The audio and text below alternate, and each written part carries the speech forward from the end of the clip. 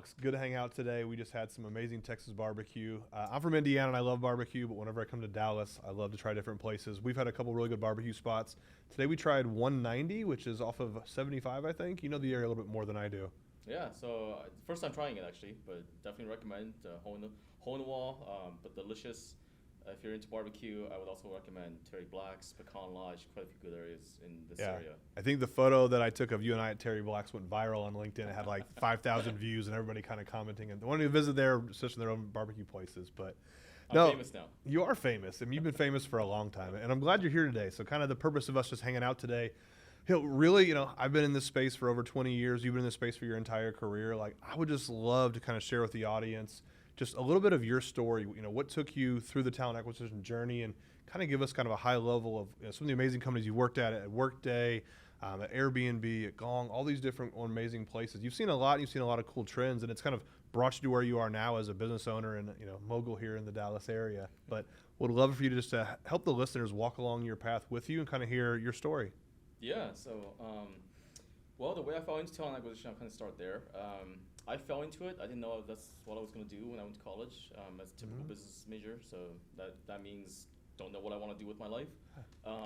It was the height of the recession when I graduated, so I just took any job I can get, which was an HR manager role. So that got into the HR recruiting space. And who was that with? And that was actually with a department store called Kohl's. Not the most impressive on my resume. We used to build recruiting strategy for JCPenney. So hey, retail's got a lot of places that you can learn a lot in retail, and those folks are trying to adapt to the modern culture. So it teaches you the work ethic. It teaches you, the hard work ethic that you get from the retail environment, dealing with all the stuff that happens.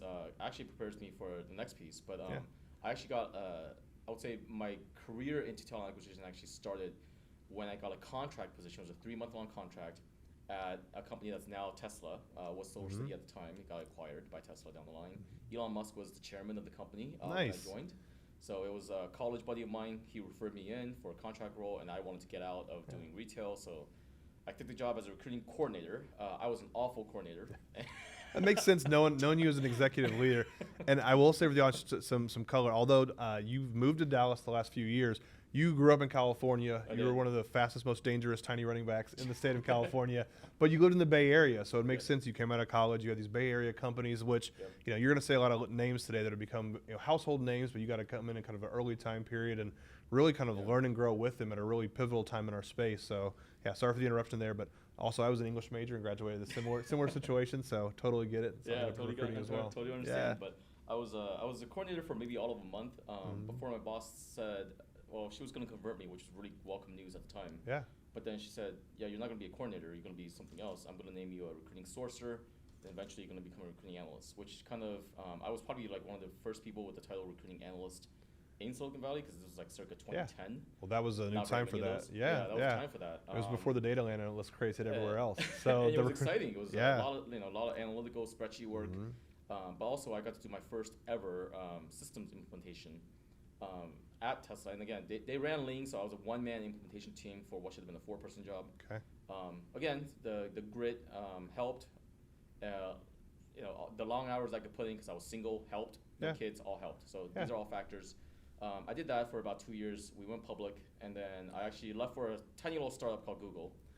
That's right. I forgot your tiny startup days at Google. Yeah, so that was one time where I was actually a recruiter. I was a contract recruiter for 6 months at Google. Okay. Well, before you went to Google with the implementation, how long did that take the company? Do you remember you were down 3 resources have fall on your shoulders, but how long did that rollout of the applicant tracking system take for your company? I would say end to end, somewhere between 6 to 8 months. Yeah. Doing it by myself, nights and weekends included.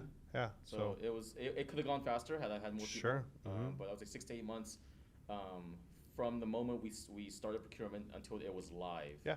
And that's an incredible thing you're paying on it. And was that a multi-year contract, I imagine? Yep. And so a multi-year contract, when a large portion of the first year is just getting things set up just for it to run. Yeah. And so that's a common thing that we see a lot in the applicant tracking system world. But it's one of the things we'll talk about later is at Cnect, how we love that you can be set up so quickly, where it's night and day compared to what people are used to of like, hey, this thing that I really want, we purchased it, we spent all of this money, but then we have to wait a really long time before it stood up and running and then fixed and everything ready to go as well too. Yeah, it's definitely true. It's with the launch of these systems, and I've done 3 or 4 in my life at this point now. Yeah.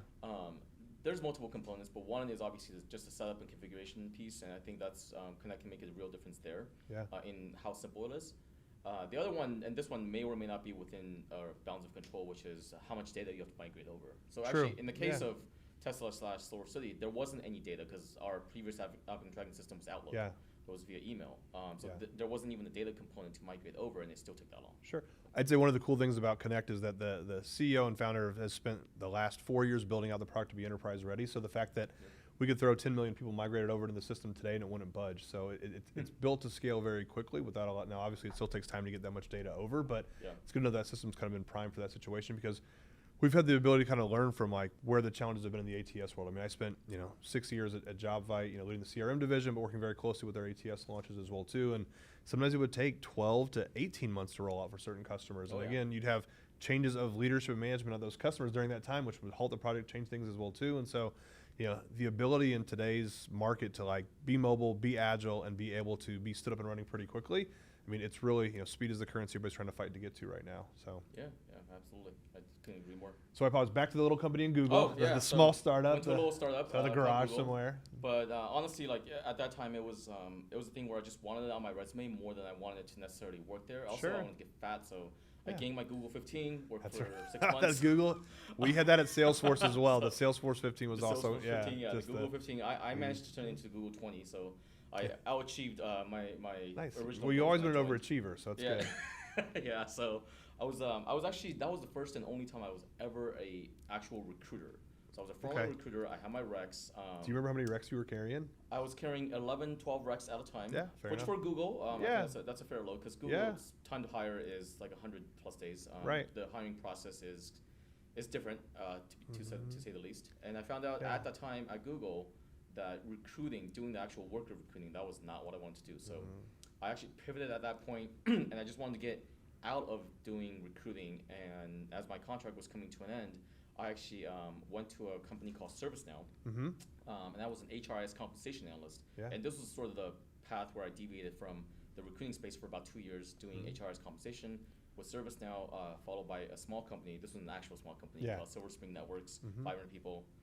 Before Workday actually came knocking on my LinkedIn door. Nice. And they told me there was a role supporting the recruiting and HR teams, being a business systems analyst within the team working on Workday. And Workday in 2014, 2015, if you're challenged now, it's that definitely, was the rocket ship at the time in the HR HCM space. Everyone kind of wanted to get into Workday. And again, so I thought, hey, I'm still young. I got to do this. So jumped over there, worked for almost 3 years at Workday, supporting the talent acquisition team. Really grew up there, I'll say that's the last time I was also a individual contributor. After that, I pivoted to Netflix, where I went from a 10-minute commute one way to a 2.5-hour commute one way. That was a big part of this, but I wanted to try it. And then, of course, lo and behold, 3 months into my tenure at Netflix, where I was talent acquisition technology manager, my wife told me that we were expecting our first child. So I thought, great, 2.5-hour commute, this is going to work wonderfully. So I was at Netflix through the birth of my first child. After paternity leave, didn't end up going back because I just thought that I cannot make that commute work. So I was back for a couple months, and then I went to this time an actual startup again, but a well-known one called Airbnb, where I was originally hired just to manage the recruiting analytics team that was being built out. There were 4,800-person company without a recruiting analytics team at all.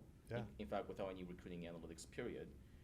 At the time I joined. So I was brought in to kind of build that piece out, did that, and my boss asked me 3 months in to also take on the systems team based on the experience I've had. So I took on recruiting systems analytics for probably the next year and a half. And then COVID hit, and the world got turned upside down the head, and Airbnb laid off 80% of recruiting. Well, that's when I met you. I think that's also when we met. Yeah, we were your customers. That's right. You were. I won't say what you were spending, but it was a healthy amount, and we were. But no, I think when I first came in as a new executive at Intel, it was summer of 2020. It was everything was, the world was on fire. You had the pandemic. You had social injustices. My entire team told me they were marching every day, and I was fully supportive of that to get to know them. But it was a really tough time, and I think you did a really good job of like being a leader in crisis. I remember my main goal. I had a goal the first 90 days to talk to our top 100 customers, and Airbnb was obviously one of our top 10 customers. And I really remember how calm you were, and from like meeting with you, like you had a good handle on, hey, the world's going to keep spinning. Like, let's address what we can address, and let's work and partner with it. And I think, we start out as, a customer vendor relationship, and then, customer partner, and then we become good friends since that. But I think, if you're thinking about lessons, we don't know if someone who's listening to this podcast is going to be a CEO or an aspiring recruiter or an aspiring business owner, but I think you do a really good job of leading by example, of staying calm in times of crisis, and always having a plan to work through it, because there's going to be ebbs and flows in whatever business that you're in. And I think I've learned a lot from you on, having that calm approach and having a systematic and data-driven approach, which is critical, right? I think so many folks are reactionary in our space, and, it's easy to be when things are, going pretty haywire, but being able to rely on the data to help tell the story and to kind of guide your path, I think is something that really sets you apart. So honestly, that's probably the way that it appeared on the surface, but inside it was just kind of like, I have to just do my job day in and day out. I could be part of the layoffs. I could not be. I ended up obviously not being part of the layoffs, but we were planning for a reduction of 70-80% of the recruiting team. It after was going like this, after going like a rocket ship you upwards. rocket shipped up, because I remember net new ads per year for a 4,000 person company. That was what I walked into, and then COVID hit, and we were a global travel company in the middle of a global travel shutdown. Yeah, our revenues plummeted, and so there was at one point a discussion, I believe, that happened at the executive levels where it was 100% of recruiting that was going to get cut. That was actually on the table. Yeah. That got scaled back, thankfully. Yeah. But I didn't know whether I was going to be on it or not. And I figured the way I approached it, mindset-wise, was, well, the world's already kind of in fire already. Yeah. I should just do my job, and if it happens, it happens. If it doesn't, it doesn't. But let's just keep chugging along and stay calm and move on. And but even and I think that's great advice. And I remember even during that, you were a huge part of building out different software creations at Intello. One of the biggest things they had was the talent pool insights, where you could do predictive analytics to see what someone's next role is, to get an idea for like what the segment is of the market. And you did such a good job building that within having Intel build that with your advisement, that it became like one of our biggest product lines. But it also was copied by our friends at LinkedIn. So it was it was very interesting. But again, that's another thing, where when things are not, when things change and you're all of a sudden you're lacking staff, you're lacking hiring, it's finding ways to be productive. I think people always ask me all the time about, hey, you were at the rocket ship at Salesforce. I was at a company called Exact Target. We went from like 1,300 employees to like 3,500 in our division in 3 years. So we were just straight up in a really good way. Salesforce acquired us for like $2.5 billion. It was one of the biggest acquisitions of digital marketing SaaS for like 10 years until they got eclipsed. And the first thing we did under Mark Benioff is we hired the entire year's headcount. We were this hotshot recruiting team of we went from 13 people to 45, and we were 45 people strong, just all alphas, like really sourcing, recruiting coordinators and recruiters and data analysts. And we literally we got absorbed into a 500-person recruiting team, and so they said, okay, you guys are, this is your patch right now. Here is your headcount for 2020. And I remember, or not 2020, but it was 2014. We hired the entire year's headcount in the first quarter. And Salesforce said, what did you do? And they're like, we hired every role you gave us. And they're like, you hired the whole year's headcount? And they're like, yeah. And so I had the birth of my son. And the first week I was back, all of us executive leaders all met for like 2 days in a conference room. Like, what do we do? We've always had all these like amazing projects. Like, do we riff? Do we cut people out? What do we do? Salesforce said, if you can find a business case, we'll keep everybody of your 45-person team. And we literally put our best operational projects, and then we had a draft, and we said, okay, you get to pick your team. So Alex, you're the head of this project, but you've got to pick cross-departmentally. So you've got a sourcer, you've got a recruiting coordinator, you've got 2 recruiters.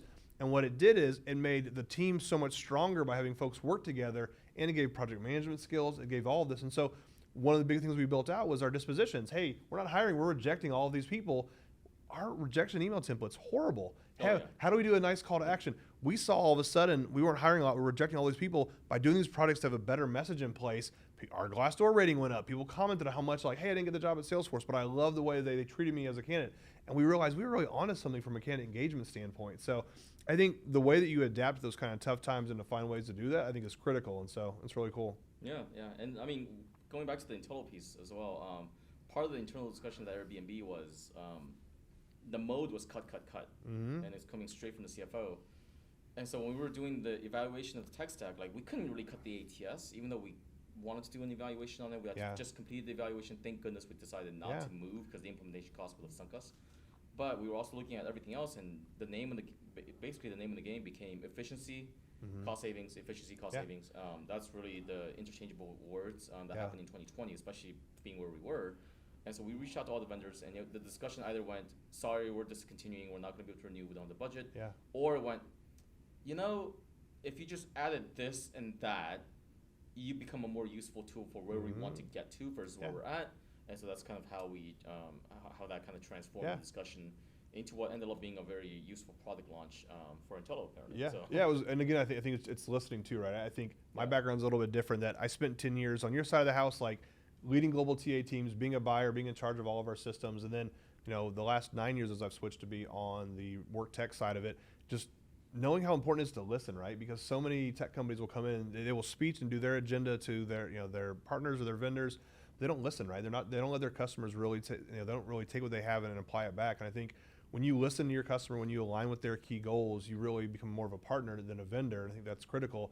And I know that you had to reduce some of the spend with us, but the fact that we were able to keep you was critical. When I came in, I don't think I can say the number, but it was the entire space was on fire, and everybody was churning a lot of their work tech customers, and it's in some aspects that spilled over to like 2 years later, and so I think everybody in our space was afraid. The term like force majeure came out a lot. Every company had a force majeure for like an unforeseen incident. You could break your entire contract. People were trying to like use that legal language.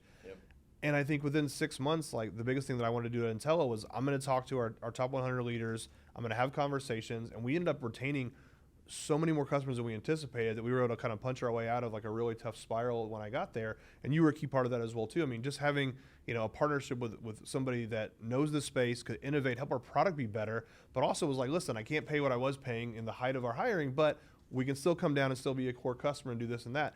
And you found a way to make that happen. I think keeping that as a key logo was essential.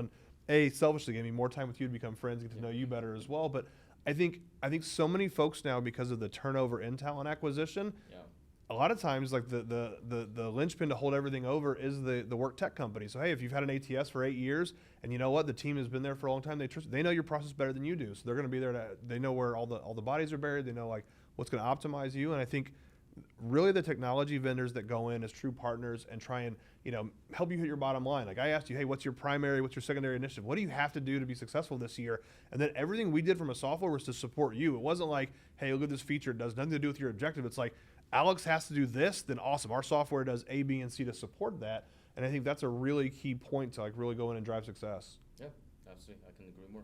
And you were in the Bay Area then, and then I was in the Bay Area, and then so the strangest thing about the continuation of the story with Airbnb is we went through the worst downturn, obviously, and then the strangest thing happened mere months after that, after we laid off 80% of the recruiting team, is the entire world got kind of fed up with being locked inside their doors, and Airbnb got viewed as a safer way to travel than hotels. Because there's no lobbies, there's no elevators, there's no other humans residing you in control the house with environment. you. And COVID was still largely unknown. There was no vaccines. There was all this stuff that was going on, shelter in place. Well, it was what better place to shelter in place than a house that's 500 miles down the street, right? It's a great call. So the Airbnb business model actually proved to be pretty resilient on the medium term, but not in the short term. We just couldn't see it. No one saw it, including our CEO.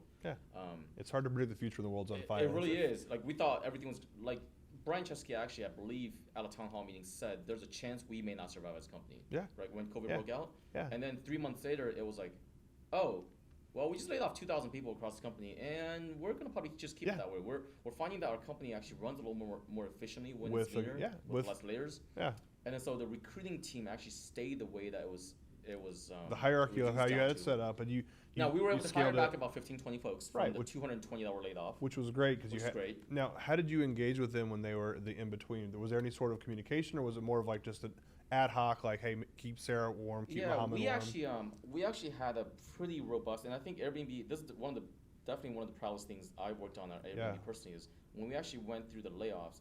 We built an alumni portal for all the people who were about to get laid off, and there was an opt-in process. So a lot of people opted in.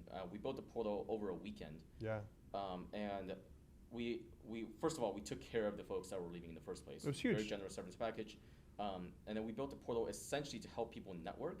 And we had all of our execs reach out to their entire network and say, hey, if you guys are hiring, we've got some wonderful people through no fault of their own get laid off. So the way that we did the layoff in the first place left a really good taste. I mean, as good a taste can be. But you were the model for it, though. So when we went back out to the market to some of our, some of the folks that were laid off, as long as they weren't already started out on their job, which, at that time it was hard for recruiting, there was quite a few takers in terms of people that wanted to come back. And so they got to keep their severance, essentially take a 3-month paid vacation and came back. So it actually worked out as a good deal for the people who got laid off. Well, I remember like Michael De Los Reyes, who's now here's our VP of Customer Success, but like we were sharing that on social, we were sharing with other customers. Like we were trying to make sure like, okay, this is important to Airbnb, then let's be champions of it as well too, because it was a model that everybody else, once they saw it, was like, why aren't we doing this? But it was one of those things that, you had an idea, you executed on it, and then you were able to put yourself in a better place. And I think that's awesome to do that in that environment. I know I'll never forget my first board meeting when I said, hey, I apologize, it's my first global pandemic. We are all handling that for the first time and how we deal with that. And I think, putting simple solutions together that were able to put you in a better place that, I'm sure you hope the market would come back and, eventually. You didn't know probably 3 months, but you probably thought it was going to be 6, 9, or 12. But to be ready for when it was and to have like your hierarchy in place of like how you wanted to bring back and then scale that, I think is really critical. And the fact that you had folks ready to go and come back, because like you said, they literally essentially got a 3-month vacation and they were able to come back to work. And so I think everybody in our space would have loved to have any sort of downtime. There's not a lot of downtime in our space. Everybody kind of goes really hard as fast as they go. So yeah, absolutely. It ended up working out real well. And now, kind of fast forwarding to 2022, ended up leaving Airbnb and joining a startup because I thought that was going to be my kind of last IPO. Yeah. Well, you've got some huge logos on your your story. So I went to a smaller company called Gong, which does sales revenue intelligence platform. It's a SaaS company. That ended up not working out by January of 2023 as part of the whole global tech slowdown. Yeah. And so that's when a big pivot happened. And at this point, I just said, I've been going hard for 20 years now in the recruiting tech space, and I've always wanted to be a small business owner, be the backbone of America, Yeah, sure. But I was like, how do I do that? Do I just go and start up a shop and start selling donuts? Like, what do I do? Yeah. I did a lot of research, so I took 2 months off, spent a lot of time with kids, started researching, how do I become a business owner? Well, it turns out you can buy businesses, which I, believe it or not, before that point, I just didn't know that was a thing. Yeah. So I started following some big influencers who actually are leaders in the space of buying businesses and operating them. Yeah. I've been fortunate enough where I had passive investments in housing and whatnot that's worked out. So it gave me time to actually really sit down. I wasn't in an urgent mood to get back into a W-2 situation quite yet. So I did. I ended up buying multiple small businesses in the middle of 2023 and have been sort of operating. So my working week now is about 10 hours a week of actual work. Yeah. And I've been kind of just doing that and really enjoying the fruits that come with that. Yeah. But now as a small business owner, we manage about 40 people at one of my small businesses. The other one is pretty much hands off. It's 4 people. So 44 people between the two companies combined. But now I'm kind of getting to experience. Well, I've only worked at like the Netflixes, the Googles, the Airbnbs of the world. These big multi-billion-dollar companies. Now I'm working with a $2 million top line. Yeah. I'm like, well, the challenges are completely different. It's a different world. Yeah, in scale, in involvement. I don't have any of the resources that I'm used to having. I don't have LinkedIn Recruiter, which is just I didn't know how much I missed LinkedIn Recruiter because I've never not had it for 20 years. Hey, we'll keep that in. We'll keep the rare LinkedIn Recruiter. We'll keep the endorsement in for the pod. We'll keep the endorsement, yes. Yeah. But I not having it, not having all the resources, and now it's like, well, I have to make every dollar stretch so much farther. Yeah.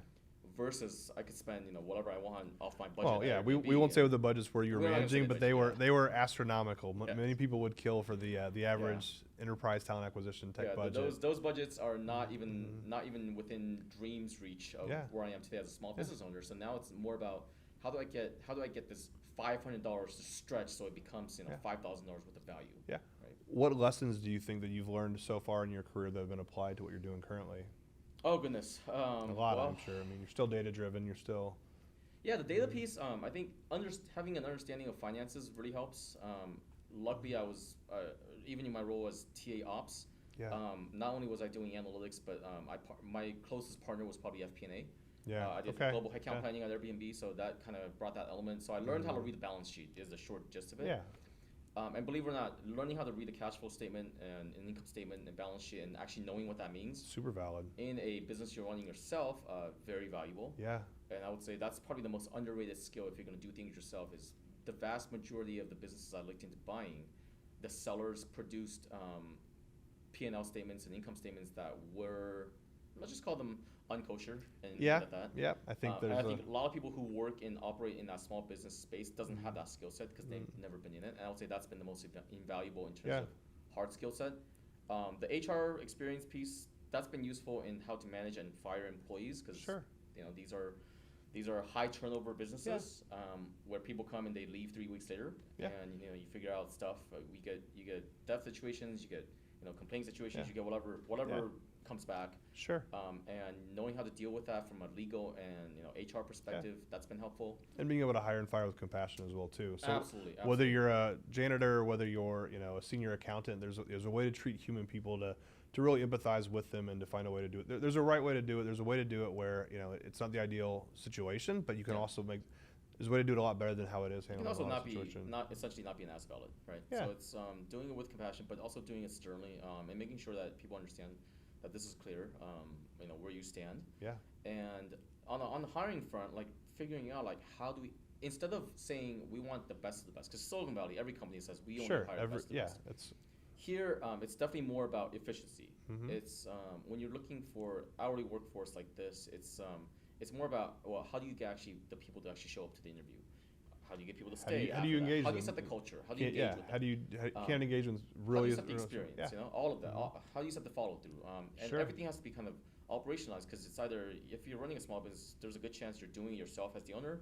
Or you maybe have one manager who's doing 10 other jobs doing that as well. And you're wearing a lot of hats, so you're wearing a lot of hats. Not all the hats are the ones that you're the strongestly matched with. So you've got to say, okay, I'm good here, but I'm a little weaker here. How do I balance that out as well too?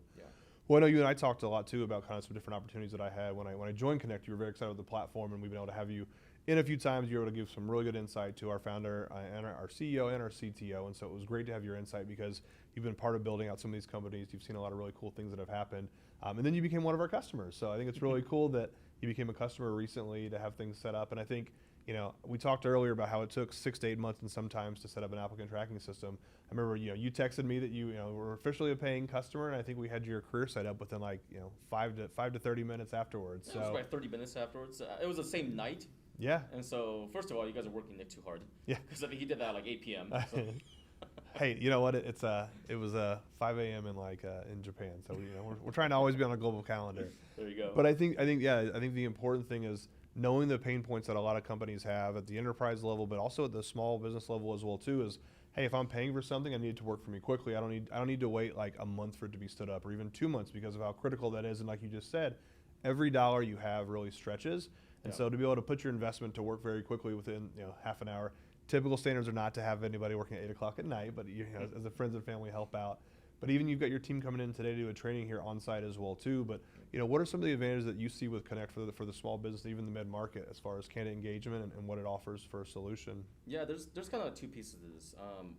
I think Cnect, in terms of comparing it to something like an applicant tracking system, versus Cnect as compared to something like an Indeed platform, which for the purposes of this segment of the discussion, I think more applicable to Indeed, because Indeed is actually what we used to hire before. Now, as a small business owner, I still am on Indeed. I've tried Smart Recruiters, I've tried or ZipRecruiter rather.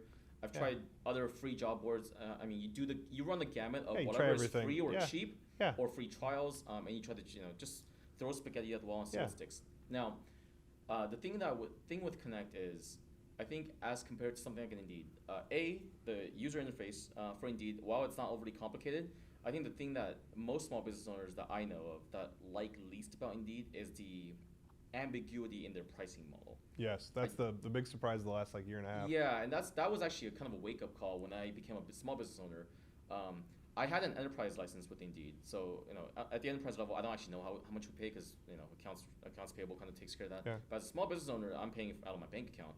And so when Indeed tells you they're going to set your price at $50 a day, and I post a job and it goes live for $50 a day, after it's been live for 5 days, I expect a bill for $250.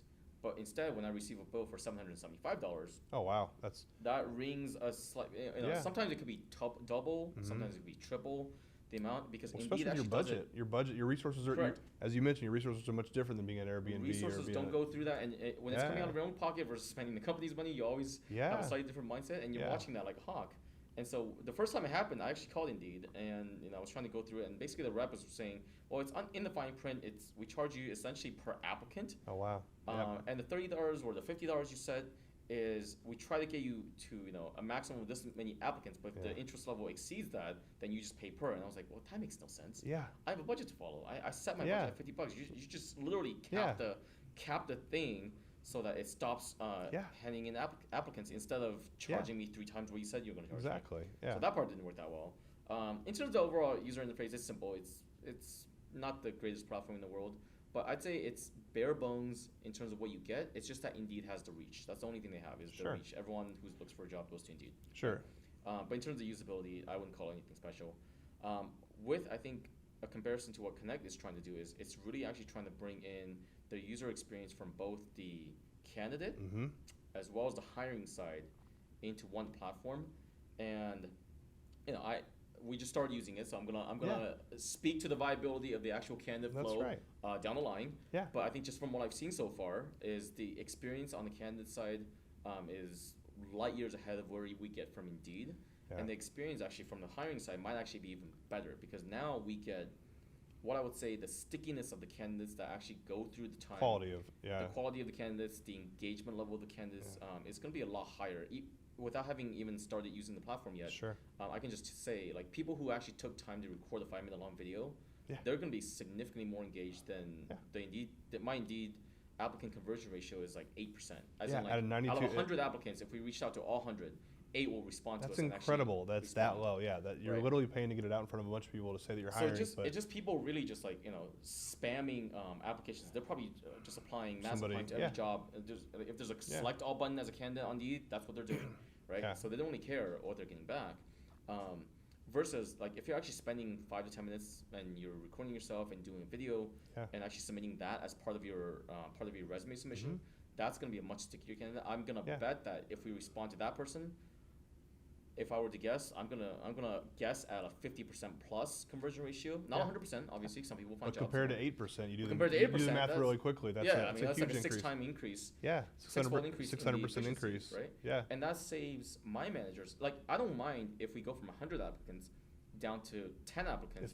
If we have quality. an 8% sticky rate at 100, that means we get 8. Yeah. But if we have 10 and we have 50%, we have 5. It's huge. But my manager just looked at 90 less resumes, and she was doing some other stuff. So you cut time out of your manager's job to make sure that she can be more focused on things that she does well at as well too. That's exactly it. I think that's really telling. I think what really attracted me to Cnect was that the customers were 100% referenceable, right? Nobody's used this and become a little bit better. Everybody's gone leaps and bounds, and I think on average we see people that are hiring 50% faster, but it's also helping, whether it's a small business owner or a mid-market, if it's 10 employees, 25 or 1,000, they're able to like focus on what they want to do versus having to go through applicants that aren't really a good match anyways, right? They're able to focus on those folks that are engaged, that are qualified. And I'll tell you, we definitely, we drink our own champagne here. So I have my first role open right now for an account executive role. And I had a candidate that probably wasn't, 100% match from a background standpoint that I might have traditionally passed on for just the resume. Right. But his first impression video was one of the best videos that I've ever seen. It talked about his story, put family first. It really shared like who he was as a person and why he worked so hard at what he did. Yeah. I'm going to interview him. I'm going to have a conversation with him. He did everything that we asked him to do. He showed engagement.